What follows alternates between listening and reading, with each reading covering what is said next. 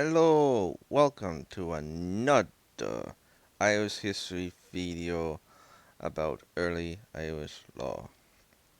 What would I be talking about in this subject? The nature of the law and more of its text, clerical influence on early Irish law, and the first law schools. Now, early Irish law wasn't about harsh punishment, retribution, and reform, except for the legality of a blood feud, which I would talk about another time.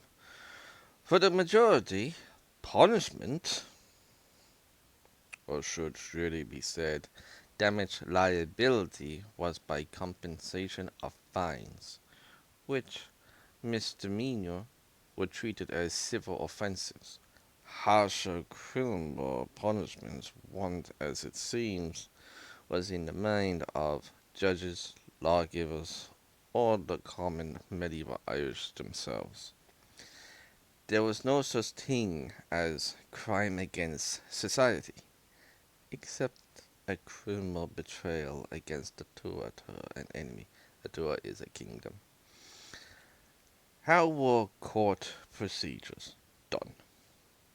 It was probably done outside, and any records of case law, plain and simple, pretty much absent.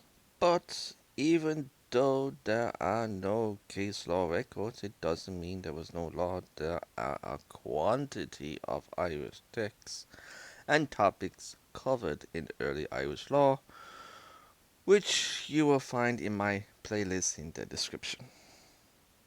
But to name a few, basically it covered status and rank, professional groups, categories of persons, and personal injuries.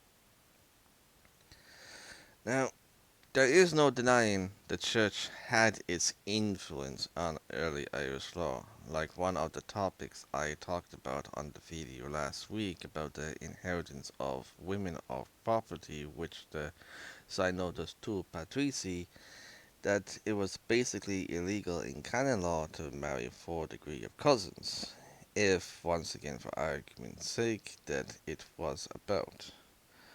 But it's not like there wasn't any influence on the church itself by early Irish law, at least in the rating system.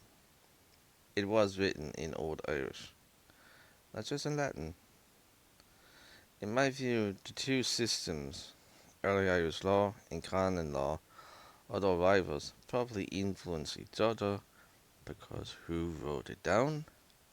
The monks. Monks wrote all the laws down in the 8th and the 9th centuries. Now, the first law schools were in the 6th and 7th centuries, which were mostly probably monastic sites, like Clonmacnoise, where they taught literacy in Latin and Old Irish, and also taught crafts like woodwork and metalwork. And that is all about it for today. So, I will see ye in the new series about this man here,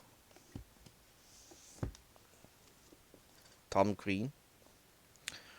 So until then, Slán.